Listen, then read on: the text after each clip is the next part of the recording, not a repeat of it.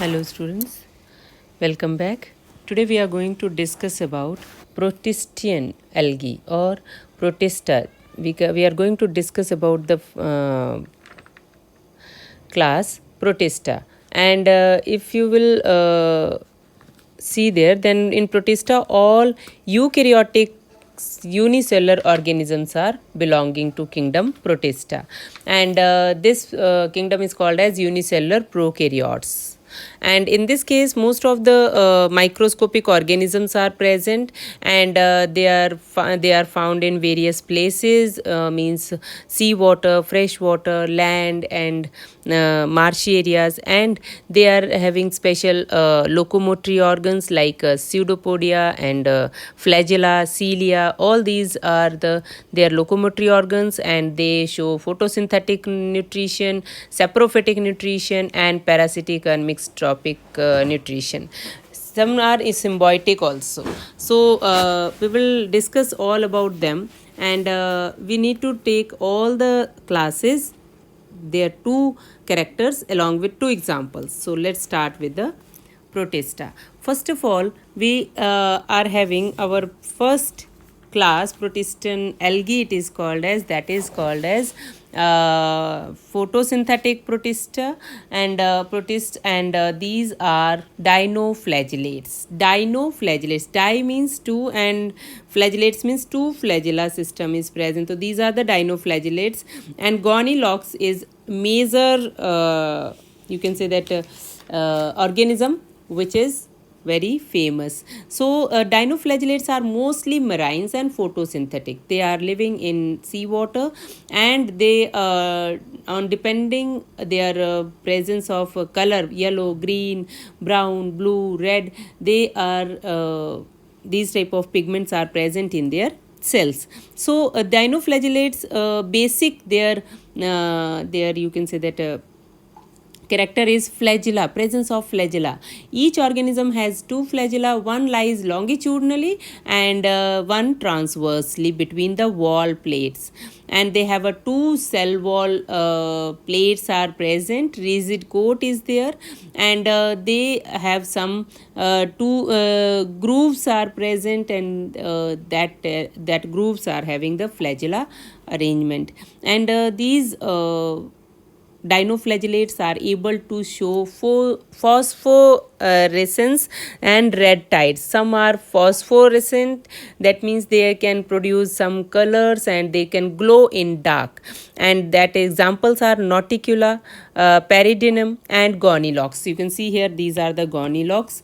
And red tide, you have heard about the red tide. One member of group is called Gonilox. These Gonilox, you can see here, Gonilox are responsible for the red tide, and their reproduction is sexual type, and they can produce gametes, and gametes will fuse together. So one more example is there, that is Nauticula. Nauticula is found in temperate areas. It is swimming and drifting in seas and lakes, and these Nauticula is having tentacles and flagella. It has a two flagella lying in the ventral groove. Long flagellum is called tentacle, and it has some very special protein that is called luciferin. Students, luciferin, which is on oxidation produce light and visible during night. It is called night light. So what is the economic importance of dinoflagellates? Dinoflagellates, specifically Gonilox, are poisonous to vertebrates, and when in large number they produce toxin called sexitoxin, and which kills fishes and other aquatic animals. So this is about your dinoflagellate. Now next one is you can see here there is a Euglena, and in this Euglena, first of all, Euglena, our second class is named as Euglenoid, and Euglenoid having a characteristics of Euglena. You know that this Euglena is also having one flagella, and it is behaving like an animal as well as plant, and it is, that's why it is kept in Euglenoid class, and it's having chloroplast, and they are various chlorophyll is present, chlorophyll A, B, and B carotene and xanthocene pigment is present, and they can perform photoautotropic nutrition also, and saprotropic nutrition also.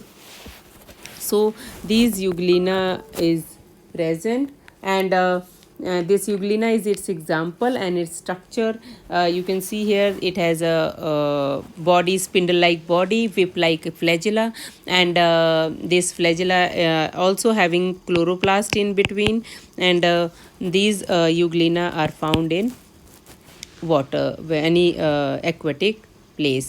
And next one is there are ciliates. Ciliates, students, as I told you, these ciliates are having cilia in their surrounding. Their locomotory organ is cilia, and very good example is your paramecium. You can see the original picture of paramecium, division of paramecium, and it is also having cytoplasm inside, and oral groove, and two contractile vacuoles, and this is ciliate. So you just learn their characteristics, and spindle shaped structure is there, and example is paramecium. And after that there is another character, that is slime mold. Student, the another class is slime mold. This is a sporangia, you can see, and slime mold can visible like this, and these slime mold are acellular or cellular, and their life cycle is having formation of sporangia and spores, and you need to learn two characteristics and two examples of this class, that is slime mold. And in this you can say they exhibit amoeboid structure, and at some stages of their life cycle their reproduction is both sexual and asexual, and the cell wall present only in spores, and it is formed of fungal cellulose. So this is about your three classes, and there is another class that is called as Sarcodina, and amoeba is its example. Amoeba is example, and in this case they are irregular in shape and size, and their structure is you can see here, this is amoeba structure, and it is made up of simple one cell structure, and it has a nucleus and vacuoles and pseudopodia. Locomotion is done by the pseudopodia. So this is belonging to Sarcodina class. And then there are some protozoans in which we are going to consider about the zooflagellates. This is another protist, zooflagellates, mostly parasitic, and here it is one example, trypanosoma. This trypanosoma will cause one disease, that is African sleeping sickness in man, and it is transmitted by CC fly.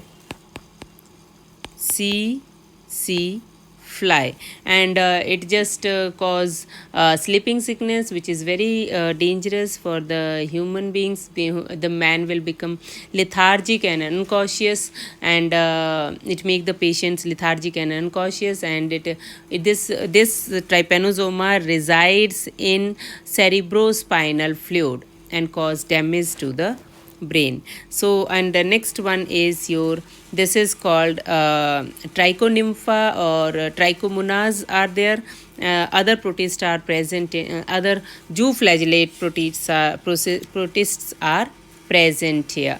And then, as I told you, the next one is your plasmodium. Plasmodium is the one more you can say that flagellate, that protist, which causes malarial, it is called as malarial parasite, plasmodium.